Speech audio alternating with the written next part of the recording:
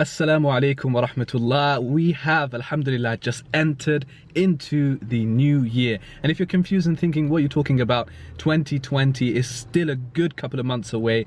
Well, guess what? We've just entered into the new Islamic year, year 1441. Let me explain further, inshallah.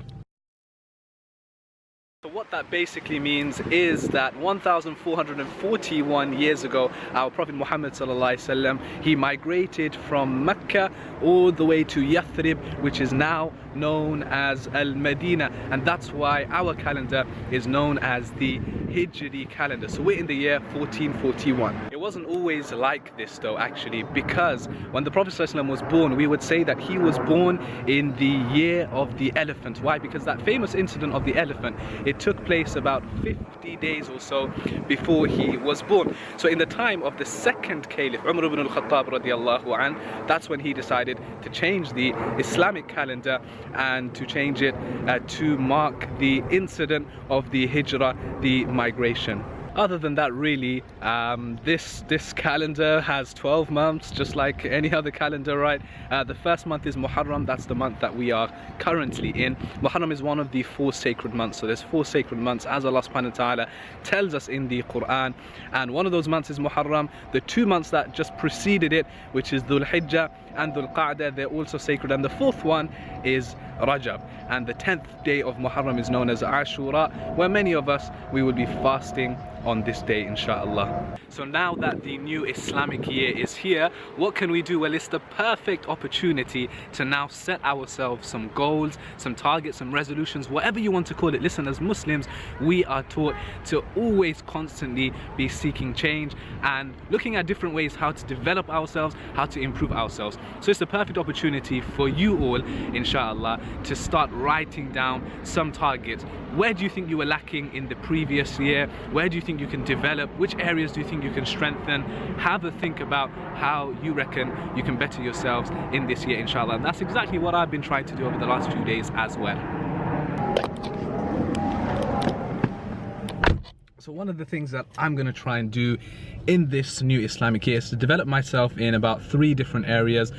Those areas being mind, body and soul. Sounds a bit general. I have specified, I've written it down. I don't want to go into too much detail, but I can give you a quick overview. Basically, when I say I want to invest in my mind a bit more, that means a whole load of different things.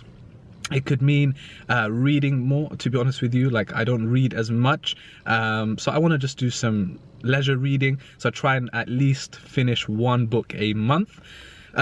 Consuming, you know, like the stuff I'm consuming, whether it's social media, I'm going to try and cut down more. I'm going to try and listen to more, you know, like it could be podcasts. I want to listen to more and watch more beneficial videos, things that are going to bring me value.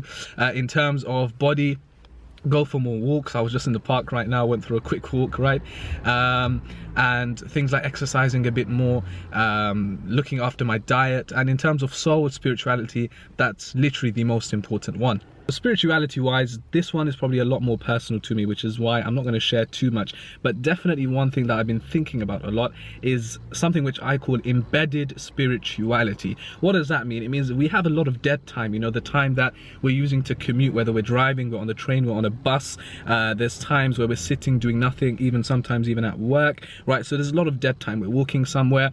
Within that time, embedded spirituality, meaning that just do dhikr. Like while I'm driving, I could recite some Qur'an, I could do some dhikr, I could remember Allah subhanahu wa ta'ala. It's so easy. It's those small moments that we're actually going to regret. So this year, that's one of the things that I want to do, inshallah. And finally, I hope that Allah subhanahu wa ta'ala blesses you all in this year, and I pray that He Almighty opens up doors and opportunities for us that we never could have expected or imagined. And even more importantly, if we've gone through downs and negatives, which I'm definitely sure we did in the previous year, I hope that we're able to bounce back from that.